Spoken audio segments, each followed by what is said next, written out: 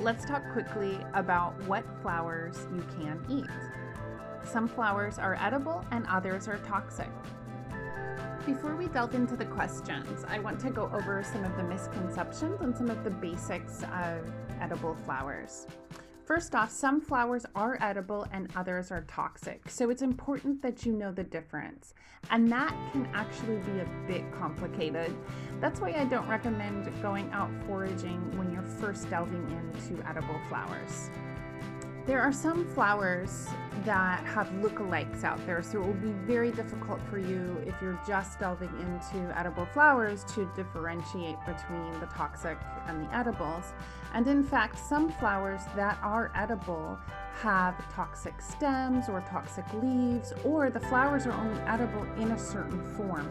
Elderflower, for instance, is used as an infusion to bake cakes or to make a cordial, but the flowers themselves are not edible when they're in their raw form, and the stems and the leaves are toxic. Just like food, some flowers are toxic in large quantities.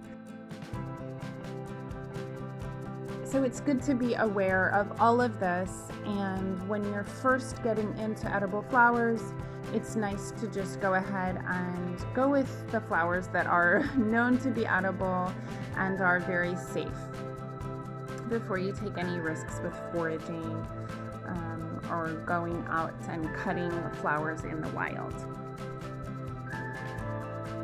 In the description box below this video, I've put a link for you to download the list I have of my 10 favorite edible flowers, and all of these are perfectly safe and easy to purchase or to grow yourself. Okay, so let's get into the first question. The first question was from Isabel, and she said, how do I get into working with edible flowers? I don't know where to start. And that's a great question. I recommend either one, sourcing flowers from your local farmer's market or an edible flower supplier. So you can check your local market to see if you have a vendor there who sells flowers specifically for food. That will be an important piece.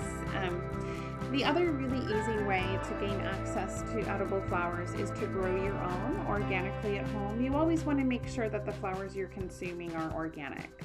Flowers to start with would be number 1, nasturtium, number 2, calendula, and number 3 would be any type of herbal flower like basil flowers or rosemary flowers. And maybe you already have those growing in your garden. Both the nasturtium and the calendula are very easy to grow from seed. And nasturtium, the greens and the flowers are edible. They have a nice peppery flavor. So if you like arugula, you will like those. Okay, second question was from Elena Christina, and she asked, how can I use flowers in cookies and cakes? That's a great question. So I would tend towards the flowers that have a little bit more of a floral flavor. So dianthus, roses, pansies, violets. And with many of these, you can create an infusion, which is basically like a tea, and you can add that into your baking recipes like cakes and cookies. You can also press the flowers and put them on top. That's something that's become kind of a trend recently, and it's quite pretty. You can scatter the petals on top. But yeah, roses are probably a favorite for baking. Okay, question number 3 was from Caitlin, and she said, I just planted borage to attract more bees to my garden, and I'm wondering how I can use the flowers.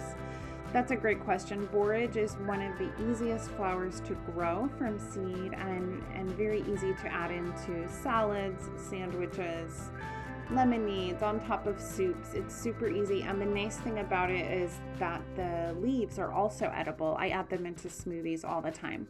One thing to know with the borage flowers is that you'll want to remove the little hairy part on the back of the flower, and that will make it more palatable. Asked, how do you wash the edible flowers? That's a great question. So if I'm out foraging, I will bring the flowers home and then soak them in water with just a little bit of vinegar, not too much, otherwise it will disrupt the flavor. And then I will let them air dry. If I'm growing the flowers myself, I don't always wash them.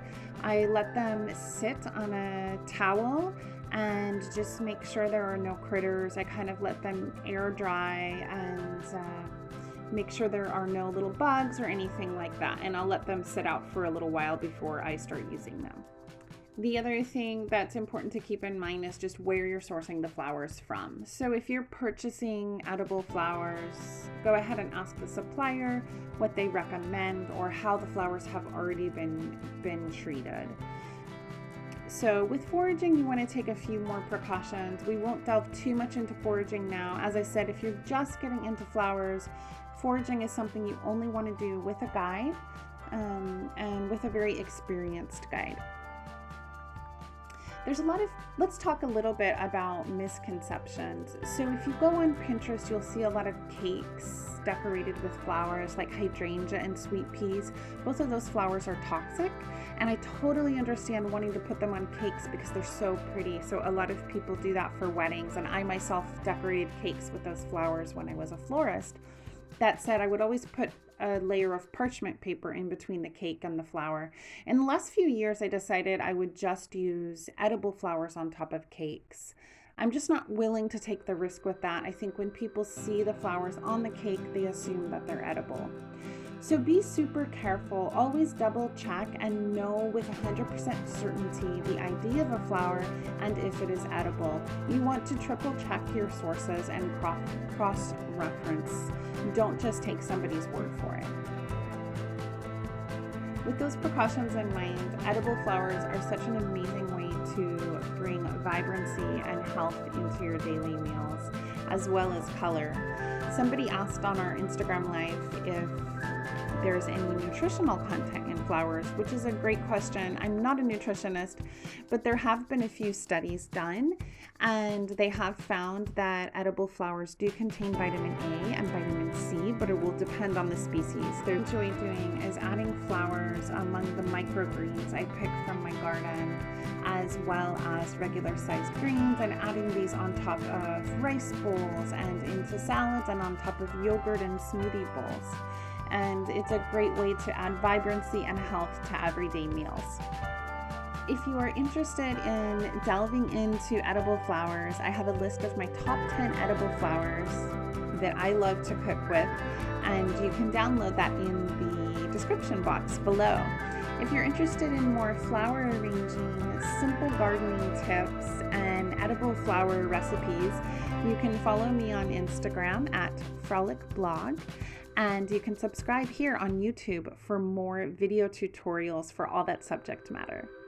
Let me know any questions you have about edible flowers in the comment box below.